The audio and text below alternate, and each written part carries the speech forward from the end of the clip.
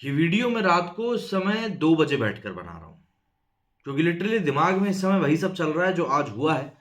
और देखिए, कई लोग ये बोलेंगे कि यार ऐसे कैसे हो जो इतनी रात को भी बैठकर ये सब चीज़ें सोच रहे हो। तो यार देखो, क्या होता है ना, जब आप इतनी चीज़ों के इर्द-गिर्द रहते हो, तो आपके दिमाग पे ये चीज़ें असर डालती हैं। अब जिस तरीके से रोहित शर्मा को हटाया गया है कैप्टेंसी से एमआई की, वो कोई सही तरीका नहीं है, एथिकल तरीका नहीं है। अब आप बोलोगे ऐसा क्यों? उसका कारण मैं अभी आपको बताता हूँ कि कैसे ये पूरा का पूरा गेम खेला गया है और कैसे जब आपके पास में बेहिसाब पैसा होता है ना, तब आप कैसे ये सब चीज़ें कर सकते हो।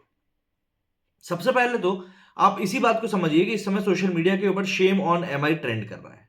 क्यों ट्रेंड कर रहा है? इसीलिए रोहित शर्मा को जिस तरीके से कप्तानी से हटाया गया, इस कारण से एक झटके में इन लोगों के 4 लाख फॉलोअर्स जो हैं वो कम हो गए। उसमें आप मुझको भी गिन सकते हैं। कुछ दिनों पहले गुजरात के टीम के जो फाउंडर हैं, या यूं कह लें उसके जो मालिक हैं, उनका बयान सामने आया था कि कुछ टीमें हैं जो कि गलत तरीके से खिलाड़ियों की ट्रेडिंग कर रही हैं। दरअसल खिलाड़ियों को डायरेक्ट अप्रोच कोई भी दूसरी टीम नहीं कर सकती। किसी भी दूसरी टीम से अगर आपको कोई प्लेयर चाहिए, तो आपको उस टीम के ओनर से बात करनी पड़ेगी या मैनेजमेंट से बात करनी पड़ेगी। ये सिंपल सा फंडा है। और फिर अगर उस टीम को उस प्लेयर को रिलीज करना है या उनको ट्रेड डील जमती है, तो वो करेंगे।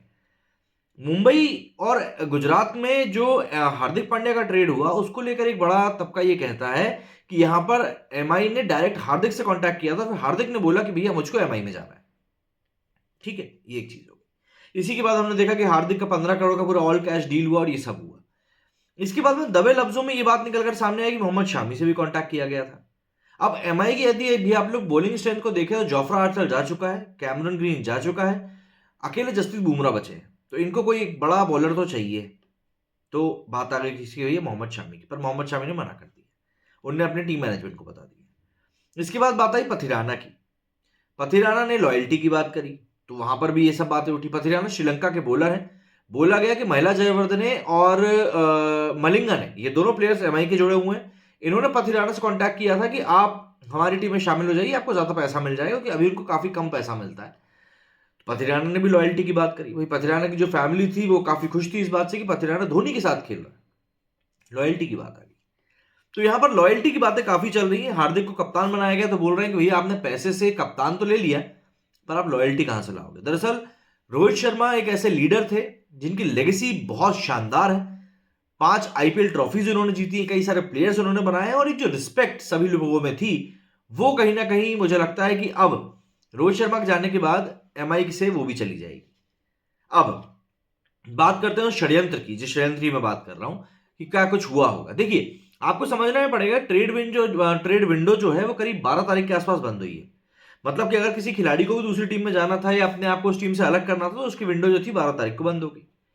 ये लोग 15 तारीख की देर शाम को कप्तान अनाउंस करते हैं। आपको अगर ध्यान हो, तो हार्दिक पांड्या जैसे ही गुजरात से निकले थे, जैसे ही वहां से निकले थे, तो गुजरात ने शुभमन गिल को अपना कप्तान घोषित कर दिया था, है ना। ठीक ऐसे ही केकेआर ने किया। अभी परसों नरसों की बात है, इन लोगों ने श्रेयस अय्यर को अनाउंस कर दी। लेकिन अगर आप मुंबई की तरफ नजर डालें, तो मुंबई में जो बड़े प्लेयर्स हैं, हार्दिक पांड्या, जसप्रीत बुमराह, सूर्य कुमार यादव और रोहित शर्मा, इन लोगों ने 15 तारीख का वेट किया कप्तान को अनाउंसमेंट करने के लिए। भैया हम कप्तान का अनाउंसमेंट इस तारीख को करेंगे। इनने कप्तानी का अनाउंसमेंट किया। और अब ऐसा पॉइंट है जब कोई भी खिलाड़ी स्वेच्छा से अपनी टीम को नहीं छोड़ सकता, है ना। या तो आप आईपीएल मत खेलो, घर पे बैठो, और या फिर आप खेलो यहां पर। तो यहां पर गेम ऐसा हुआ कि अब रोहित शर्मा एमआई को नहीं छोड़ सकते। वैसे मुझे लगता नहीं कि वो छोड़ेंगे ना। रोहित शर्मा इस तरह के इतने एंग्री प्लेयर हैं कि एक कप्तान की नियुक्ति हो जाने से वो शायद अपने टीम को छोड़ दे। इस तरह के प्लेयर है नहीं। और उनके इसी शांत स्वभाव का फायदा भी यहां पर ऐसा लगता है कि एमआई के मैनेजमेंट ने उठाया है। तो कहीं ना कहीं ये एक बड़ी साजिश है, जो कि ऐसा लग रहा है कि शायद पर्दे के पीछे हुई है, कि ऐसे पॉइंट पर जाकर कप्तान का अनाउंसमेंट किया गया जब किसी को उम्मीद ही नहीं थी कि यार कप्तानी बदली जाएगी और अब कोई प्लेयर अपनी टीम को छोड़ भी नहीं सकता। और इसी कारण से अब बुमराह का वो साइलेंस वाला जो कोट है ना, वो याद आता है जो उन्होंने अपनी इंस्टा की स्टोरी पर लगाया था। बहुत सारी चीजें हैं जो इस समय चल रही हैं, लेकिन एक बात जो निकलकर सामने आई कि भाई यहां पर गेम तो हुआ है। और कहीं ना कहीं एमआई को भी ये चीज पता है कि यार ये बहुत बड़ा खेल हो गया है, बहुत बड़ा खेल हो गया, और अगर उनको नहीं भुगतना पड़े ना इसका परिणाम, तो बहुत अच्छा होगा। क्योंकि रोहित शर्मा की कप्तानी के जाने से भले ही वो टीम में बने रहे, लेकिन जो लॉयल्टी एक फैंस की थी ना रोहित शर्मा और एमआई के प्रति, वो नहीं रहेगी। अब आप बोलोगे यार एमआई से बड़े थोड़ा ना थे रोहित शर्मा। हाँ भैया, नहीं थे, लेकिन एमआई को जो ब्रांड एमआई बनाने का काम किया है ना, वो किसने किया है? वो भी रोहित ने ही किया है। एमआई की तरफ से सचिन खेले, एमआई की तरफ से रिकी पॉन्टिंग खेले, एमआई की तरफ से महेंद्र जयवर्धने खेले, हरभजन खेले, काफी बड़े प्लेयर्स खेले, लेकिन जो लेगेसी रोहित ने क्रिएट करी वो लेगेसी कोई प्लेयर क्रिएट कर ही नहीं पाया। आपको ये बात समझनी पड़ेगी। महेंद्र जयवर्धने का नाम आया है तो उनका एक बयान भी आपको सुना देता हूं, काफी बचकाना सा बेहुदा सा बयान भाई साहब ने दिया है। जयवर्धने कहते हैं कि हम असाधारण नेतृत्व के लिए रोहित शर्मा का आभार व्यक्त करते हैं। 2013 से मुंबई इंडियंस के कप्तान के रूप में उनका कार्यकाल बहुत असाधारण रहा, स्पेशल रहा। उनकी लीडरशिप में टीम को केवल अद्वितीय सफलता ही नहीं मिली, बल्कि आईपीएल इतिहास के सबसे बेहतरीन कप्तानों में से भी उनको एक कप्तान बनाया गया। उनकी लीडरशिप में एमआई अब तक की सबसे सफल और पसंदीदा टीमों में से एक बन गई। हम एमआई को और मजबूत करने के लिए उनके मार्गदर्शन और अनुभव का इंतजार करेंगे। अब ये जो आखिरी की लाइन उन्होंने लिखी है ना, हम एमआई को और मजबूत करने के लिए उनके मार्गदर्शन और एक्सपीरियंस का इंतजार करेंगे, ये क्यों भैया? रोहित शर्मा इस समय अपने करियर के उस दौर में है जब हर कोई उनकी इज्जत कर रहा है, हर एक व्यक्ति उनकी इज्जत कर रहा है। जिस तरह का उनका वर्ल्ड कप गया है, जिस तरह की उन्होंने परफॉर्मेंस वर्ल्ड कप में दी है ना, कोई भी ऐसा व्यक्ति नहीं होगा जो ये कह सके कि भैया समय की यार रोहित शर्मा गलत बंदा है। 2023 के आईपीएल के बाद में अगर ये चीज हो गई होती तो शायद दिक्कत नहीं होती, क्योंकि उनकी बैटिंग परफॉर्मेंस खराब थी।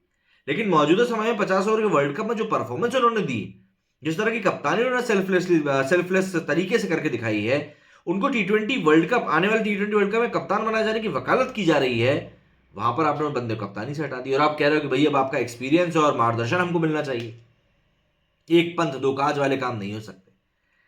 रोहित शर्मा के साथ कॉन्स्पिरेसी हुई है नहीं हुई है, इसके पीछे काफी सवाल खड़े होंगे, क्योंकि एक बड़े तबके का यह भी कहना है कि भाई रोहित शर्मा की एज हो रही थी और वो खुलकर खेल सके इसलिए उनको कप्तानी से हटा दिया। तो फिर मैं आपको एग्जांपल दूंगा महेंद्र सिंह धोनी का, जो कि 42-43 ईयर्स के हो रहे हैं और आईपीएल में उनकी परफॉर्मेंस देखे तो वो भी कोई ऐसी खास नहीं थी 2023 में, बट स्टिल ही manages to win the trophy. ठीक है, एक लीडर अपनी टीम से ही बनता है, लेकिन उस टीम को बनाने के लिए भी एक लीडर चाहिए होता है, वो बात भी। एमआई में क्या चल रहा है, क्या नहीं चल रहा है, क्या बातें छुपाई गई, क्या बातें बताई गई, ये सब बातें इस समय सभी के जहन में चल रही हैं। लेकिन एक बात तय है, जो हुआ है वो सही नहीं हुआ है, और अगर ये ऐसा होना ही था तो इसको बहुत सही तरीके से किया जा सकता था, बहुत तरीके से इस चीज को प्रेजेंट किया जा सकता था। क्यों?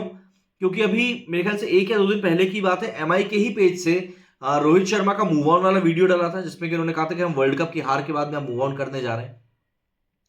तो मुझे ऐसा लगता है कि जब रोहित शर्मा ये वीडियो वहां पर डाल सकते हैं तो शायद एमआई उनके ही हाथों से अगर हार्दिक पांड्या को कैप्टन डिक्लेयर करवा देती तो शायद वो और अच्छा होता। बट फिर बात वही आ जाती कि क्या रोहित को पता भी था इस बारे में? क्योंकि जिस गुपचुप तरीके से, जिस साइलेंट तरीके से, जिस सीक्रेट तरीके से ये कप्तानी की घोषणा हुई है, वो लोगों को हजम सी नहीं हो रही है। लोग उसको बिल्कुल एडजस्ट नहीं कर पा रहे हैं इस चीज के साथ में कि यार ये क्या हो गया है। क्या कहना है आप लोगों का इस बारे में?